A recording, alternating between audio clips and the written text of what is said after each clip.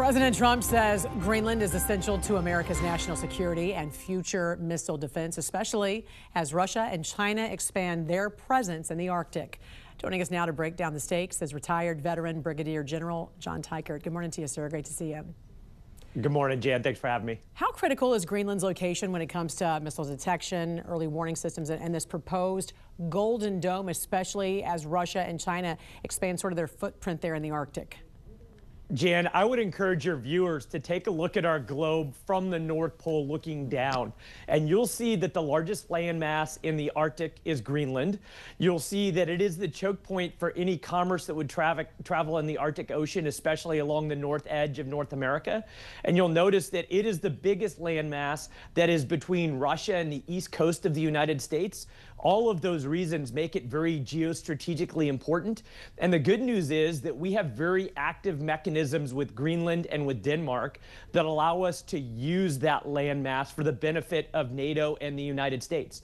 We don't need to own it. We just need to use it. We currently have a Space Force base there, and we need to continue to find opportunities for mutual benefit alongside of our allies and partners. I'm glad you said that. It's the first thing I did when this all came down. I wanted to see how big it was. It is massive. So great idea to look at it from the North Pole perspective as well. Turning to the Middle East right now, what risks does the violence in Iran pose beyond its borders, especially, for American forces and U.S. allies there in the region? And what should the White House and policymakers be keeping a close eye on right now?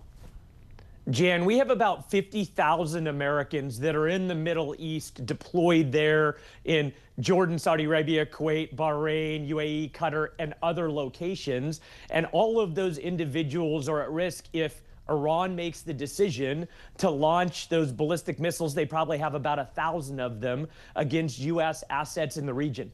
U.S. Central Command is poised currently to defend against any threat that Iran could levy.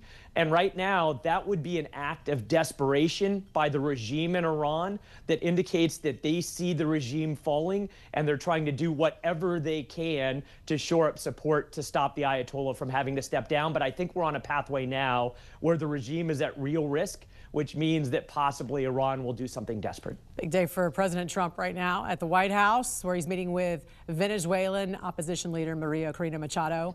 How soon should Venezuela realistically, do you think, move toward elections? And what kind of timeline would make sense to stabilize the country?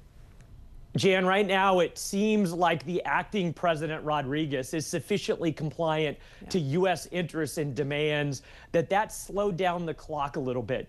And Secretary Rubio has talked about a three-phase plan, which is stabilize, recover, and then transition. But it is in the best interest of the United States and the Venezuelan people to accelerate that process towards transition.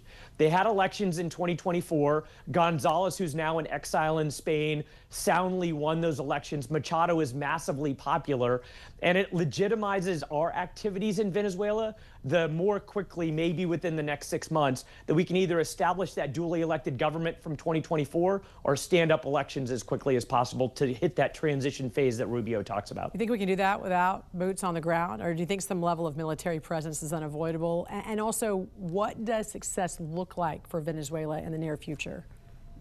Jan, success for the United States looks like they are complying with or aligned with U.S. interests, and there's a duly elected government there in place that meets the will of the Venezuelan people. I firmly believe we do not need U.S. boots on the ground, especially because that large American armada in the Caribbean is keeping any of the rogue elements of the former regime in check.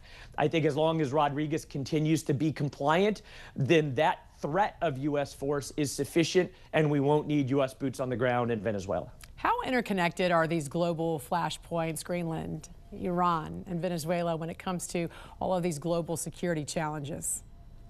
Jan, there are real malign actors around the world that wish to do harm to the United States. Russia, China, Iran, North Korea. And probably the greatest linkage that we see in those hot spots today is that we serve and we deter and we can defeat if necessary alongside of a broad and trusting network of allies and partners that we created at the end of World War II, that we have maintained. And we need to take a good look to make sure that we nurture the trusting nature of those allies and partners that uniquely benefit the United States. And I suspect that in any challenge that we face around the globe, we'll need friends alongside of us. And we need to make sure they are there alongside of us because we've taken care of them in the good times. Retired veteran Brigadier General Jan Teichert. Always great to see you, sir. Thanks for joining us this morning. We appreciate it. You got it. Thanks, Jen.